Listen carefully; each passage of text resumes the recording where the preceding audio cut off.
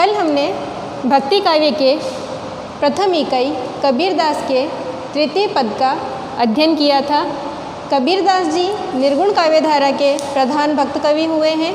वही कबीरदास जिनका जन्म 1395 या 1398 में काशी में माना गया है और जिनके माता पिता के बारे में ये कहा जाता है कि वो एक जुलाहा दंपति थे जिन्होंने उनका पालन पोषण किया था। और कबीरदास जी जिनकी रचना बीजक, जिसके 3 खंड माने गए हैं, साखी, सबद और रमेनी।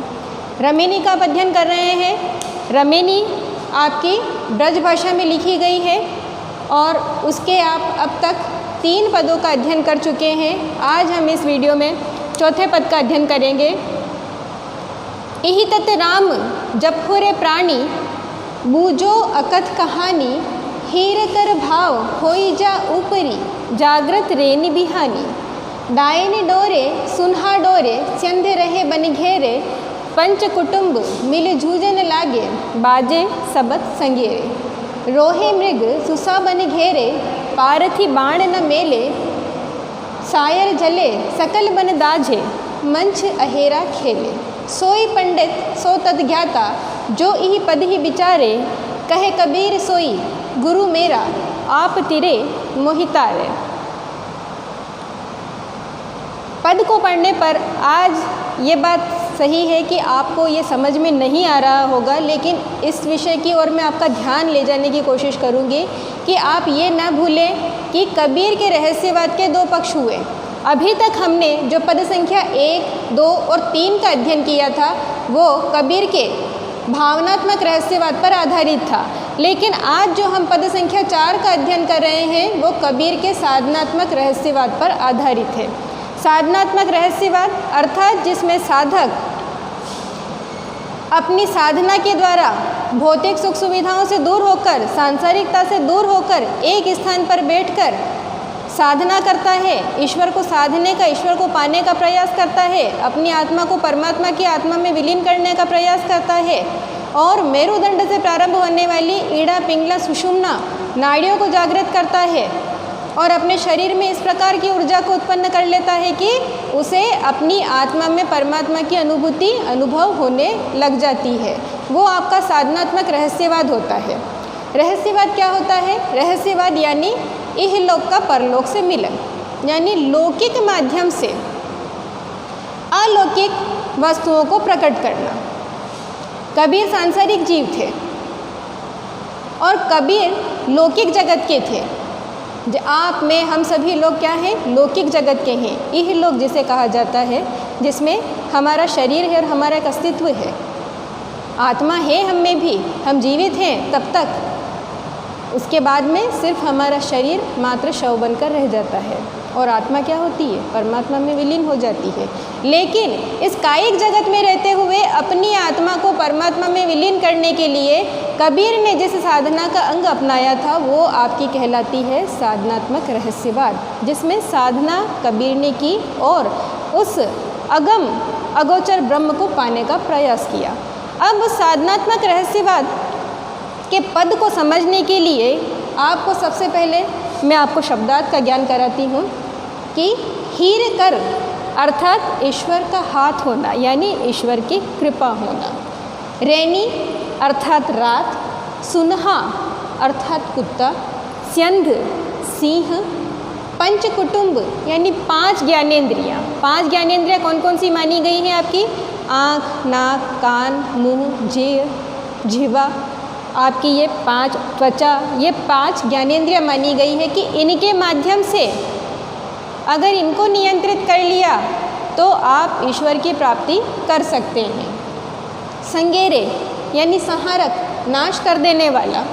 सुसा अर्थात खरगोश, पार्थी यानी शिकारी और सायर अर्थात सागर। यानी ये तो हो गए आपके कठिन शब्दों के शब्दार्थ, यानी इस पद में जितने भी कठिन शब्द आए हैं उनके ये अर्थ आपके सामने लिखे हैं।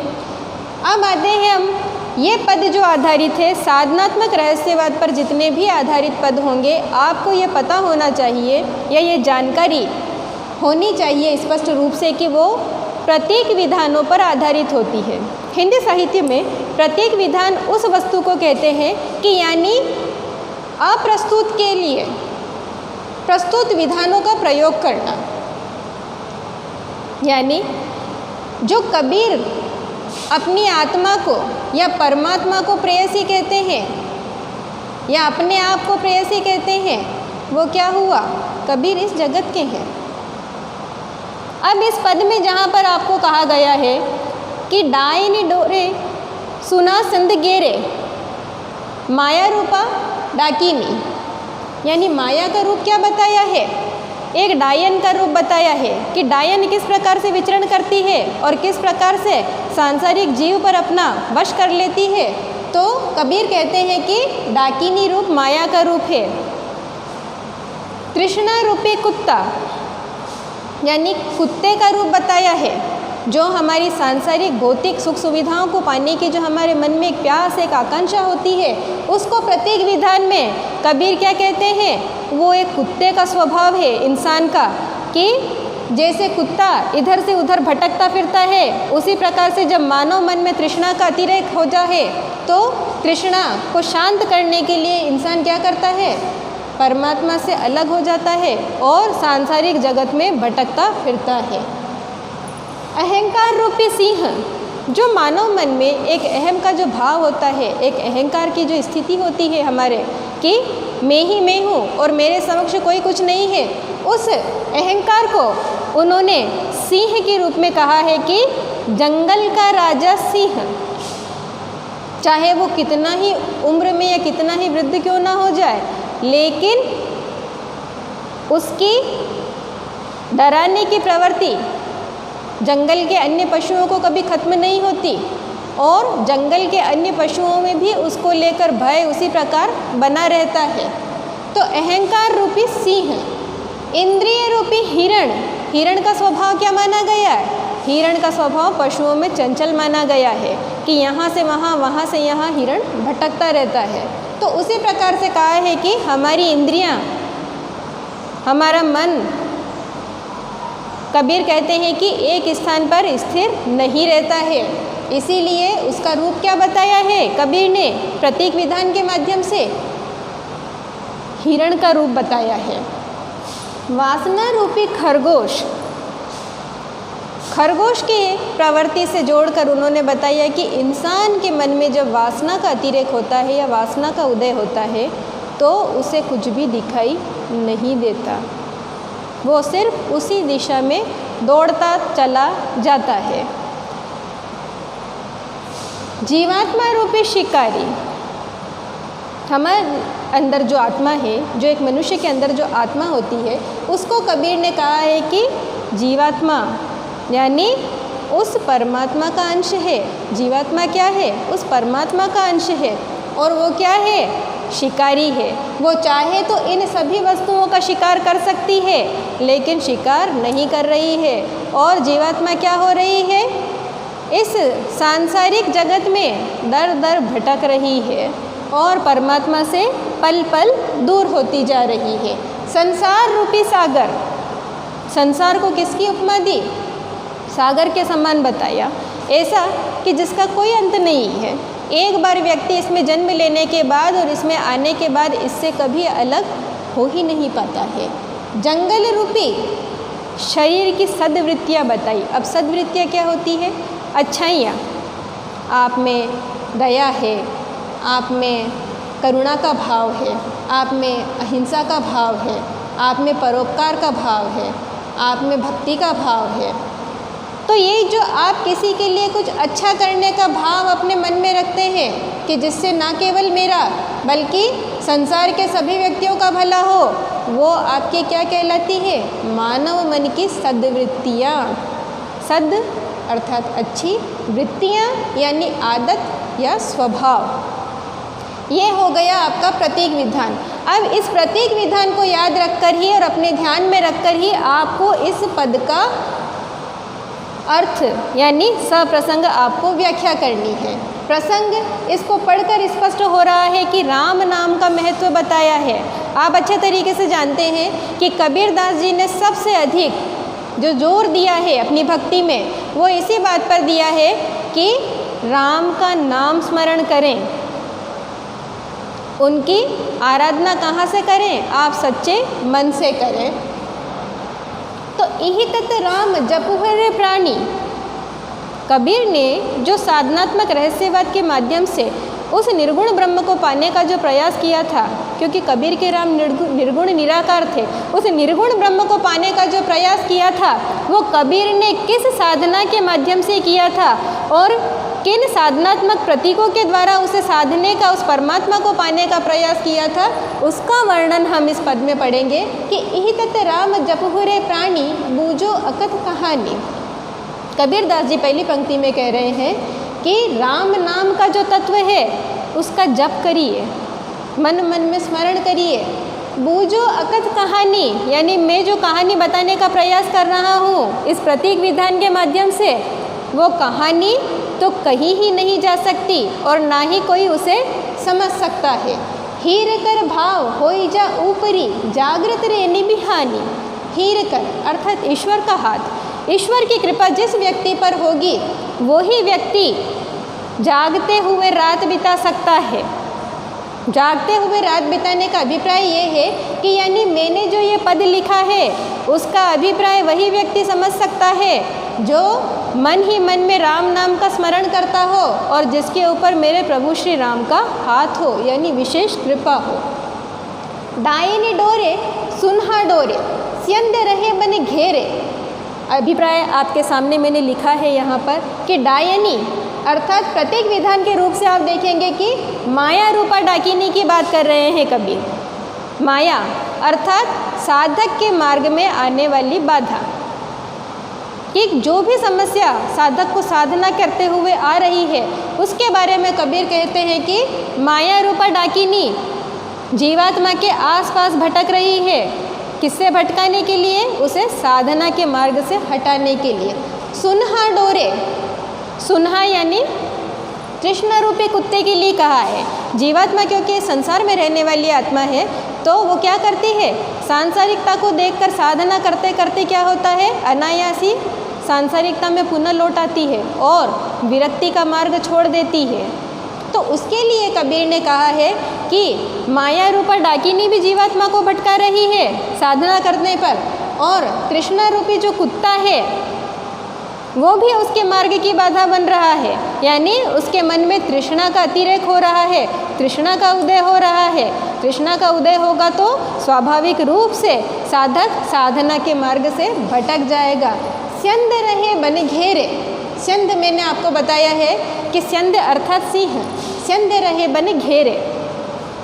शेर को प्रतीकात्मक किससे बताया है? अहंकार को बताया है कि जैसे ही व्यक्ति सांसारिकता में आएगा उसकी मनोवांछाओं की पूर्ति होने लग जाएगी, मन की इच्छाओं की पूर्ति होने लग जाएगी, भौतिक सुख सुविधा की ओर उसका ध्यान जाने लगेगा और वे सुविधाएं वो प्राप्त भी कर लेगा, तो क्या उसे ईश्वर की आवश्यकता रहेगी?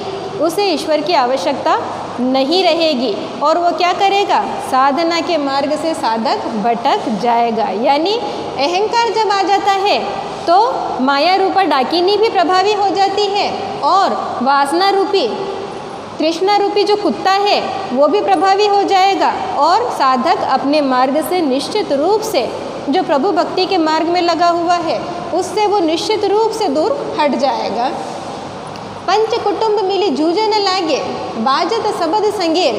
पंच कुटुंब मैंने आपको अभी बताया है पूर्व में भी कि पंच कुटुंब यानी 5 ज्ञानेंद्रियों के बारे में कबीरदास जी कह रहे हैं कि पांचों इंद्रियां जब मिल रही है तो क्या हो रहा है कि वो आपस में जूझ रही है, उनमें झगड़ा हो रहा है, उनमें लड़ाई हो रही है आपस में कि हमको मिलकर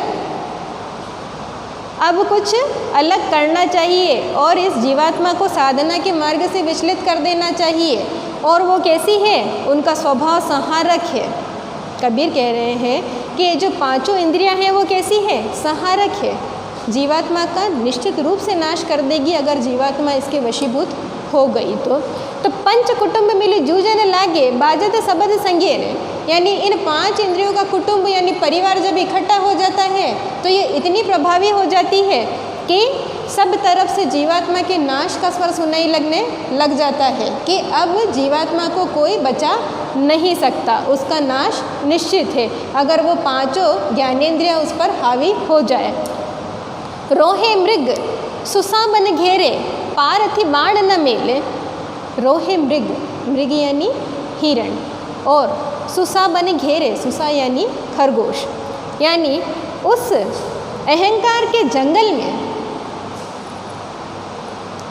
उसमें क्या हो रहा है कि जो हिरण रूपी जो मन है आपका, वो भी भटक रहा है। इंद्रियां जो है वो हिरण का रूप बताया है कि वो इंद्रियां मनुष्य को साधना के मार्ग से भटका रही है। और सुसा बन घेरे, जो कृष्ण रूपी कुत्ता, और आपका जो बताया है इसमें कि सुसा यानी खरगोश, खरगोश का जो स्वभाव होता है उसी प्रकार से कहा है कि आपका जो मन होता है वो उस जंगल में अब भटक रहा है। किस लिए भटक रहा है? क्योंकि साधना के मार्ग से साधक विचलित हो चुका है। पारथी बाण न मेले, यानी इतनी बुरी स्थिति हो रही है कि व्यक्ति भटक रहा है, फिर भी क्या हो रहा है कि जीवात्मा रूपी जो शिकारी है इन बुराइयों का शिकार कर सकती है, लेकिन जीवात्मा रूपी शिकारी इन पर बाण नहीं चला रही है। सायर जले सकल बन दाजे, मंच अहेरा खेले, यानी पूरा का पूरा सागर, संसार रूपी सागर जल रहा है। यानी संसार में कितनी ही जीवात्माएं हैं, कितने ही मनुष्य हैं, और वे सब क्या हो रहे हैं? सबके मन की सद्वृत्तियाँ खत्म हो रही है, सब भोग वासना में लिप्त हो चुके हैं, और सबके सब जीवित होते हुए भी क्षण क्षण मृत्यु को प्राप्त हो रहे हैं। सकल बन दाजे, यानी संसार रूपी पूरा सागर और पूरा ये जंगल जल रहा है। मंच अहेरा खेले, लेकिन उस जीवात्मा रूपी शिकारी को उससे कुछ भी लेना देना नहीं है। यानी मनुष्य खुद अपनी सद्वृत्तियों को उजागर करके उन बुराइयों से दूर हटना नहीं चाहता, और किस किस के अधीन हो रहा है? माया के अधीन हो रहा है, तृष्णा के अधीन हो रहा है, अहंकार के अधीन हो रहा है, इंद्रियों के अधीन हो रहा है, वासना के अधीन हो रहा है। अगर इन सब चीज़ों पर मनुष्य नियंत्रण कर ले, या जीवात्मा अगर अपने मन रूपी बाण से इस पर अगर बाण चला दे, तो इनसे मुक्ति संभव है। लेकिन क्या कर रही है जीवात्मा? भोग वासना में लिप्त है, सांसारिकता में लिप्त हो गई, उसे कुछ भी उससे अब लेना देना नहीं है। सोई पंडित सो तत ज्ञाता, जो यही पद ही विचारे। कबीरदास जी कह रहे हैं कि मेरे इस पद को, साधनात्मक रहस्यवाद के इस पद को जो व्यक्ति पढ़ ले और पढ़कर उसका अर्थ समझ जाए, उसी को मैं पंडित मानता हूँ। वेद शास्त्र और पुराणों का अध्ययन करने वाले और दिखावा करने वालों को मैं पंडित नहीं मानता। जो मेरे इन पंक्तियों का अर्थ बता दे, जो मेरे इस पद का अर्थ बता दे, मैं उसी को पंडित मानता हूँ, यानी महाज्ञानी व्यक्ति मानता हूँ। जो यही पद ही विचारे, जो मेरे इस पद का अर्थ बता दे। कहे कबीर सोई गुरु मेरा, आप तिरे मोहि तारे, यानी जिसने मेरे इस पद का अर्थ बता दिया उसे ना केवल मैं पंडित यानी कि महान ज्ञाता मानूंगा, बल्कि उसे मैं उसी क्षण अपना गुरु मान लूँगा। आप जानते हैं कि निर्गुण भक्ति में गुरु की महत्ता स्वीकार की गई है कि गुरु ही वह व्यक्ति है कि जिसके माध्यम से आप क्या करते हैं? ईश्वर की प्राप्ति करते हैं, और गुरु ही हमें सद्वृत्तियों के मार्ग से ले जाता हुआ उस अलौकिक तत्व में हमारी आत्मा को विलीन करवाता है। तो कबीर कह रहे हैं कि ना केवल मैं उसे पंडित मानूंगा, बल्कि उस व्यक्ति को मैं उसी क्षण गुरु मान लूँगा जो मेरे इस साधनात्मक रहस्यवाद के पद का अर्थ बता दे, और उससे निवेदन करूँगा कि आप तिरे मोहि तारे, यानी आपने इस सांसारिक भवसागर को पार कर लिया है, आप तो तर गए हैं, लेकिन मैं कबीरदास आज भी इस सांसारिकता में भटक रहा हूँ, और आपसे बड़ा गुरु, आपसे महान गुरु मुझे नहीं मिल सकता, और आप ही अब इस साधनात्मक भक्ति के मार्ग से मुझे क्या करेंगे? इस सांसारिक भवसागर से पार कराएंगे और मुझे मेरे निर्गुण ब्रह्म श्री राम से मिला देंगे। यानी इस पद में,